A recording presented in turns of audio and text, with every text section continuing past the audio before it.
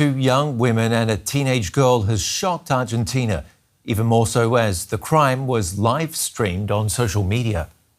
Thousands marched in Buenos Aires, demanding justice and an end to violence against women. The protesters highlighted the names of the three victims and called for better protection for women. The suspects are linked to a drug gang. Police have arrested 6 people so far, but the alleged leader is still on the run. Let's bring in DW correspondent Alejandro Rebossio. He's been covering this from Buenos Aires. Tell us more about the degree of shock in Argentina. Yes, the 3 young women had been invited to a party in Buenos Aires in the Flores neighborhood, the neighborhood of Pope Francis, but they were tricked and kidnapped by an international drug trafficking gang in a suburban house in Florencio Varela. There they were tortured, mutilated and killed, and the entire crime was streamed to a private group of 45 people as a way to discipline traitors within the drug trafficking business.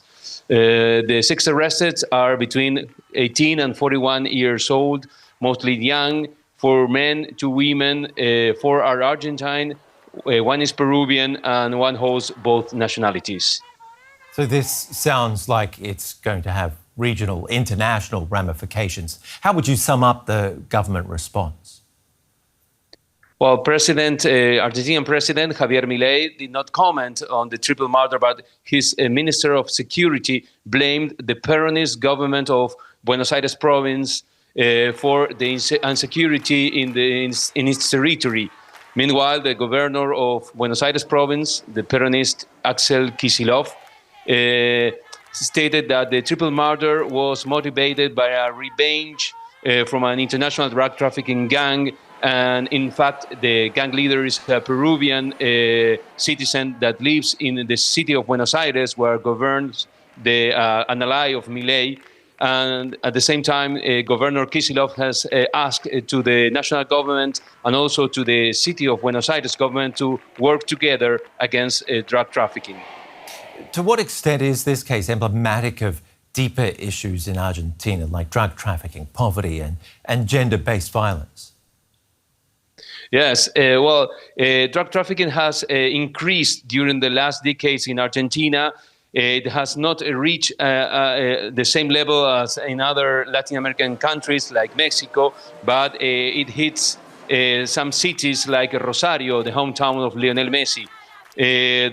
Milei's government has had some success with the police fighting against drug trafficking in Rosario, but at the same time, its fiscal adjustment, the chainsaw, has cut many social services in poor neighborhoods, and in these poor neighborhoods, the drug traffickers appears replacing the state to helping the poor people.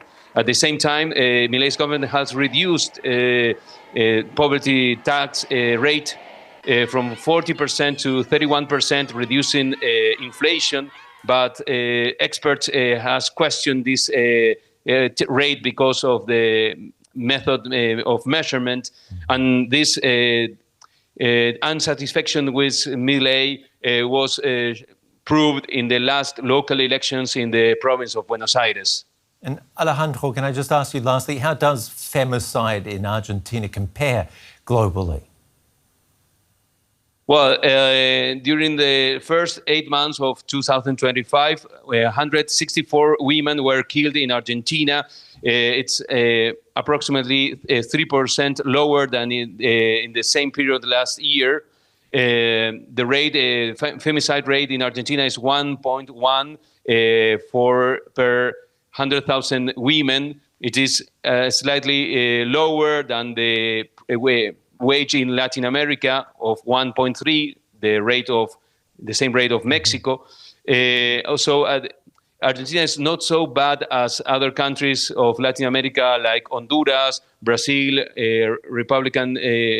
Dominican Republic, but not so good as the other countries with the lowest rates like Chile, Guatemala, or Ecuador. Our correspondent Alejandro Rebossio there. Thank you. Thank you.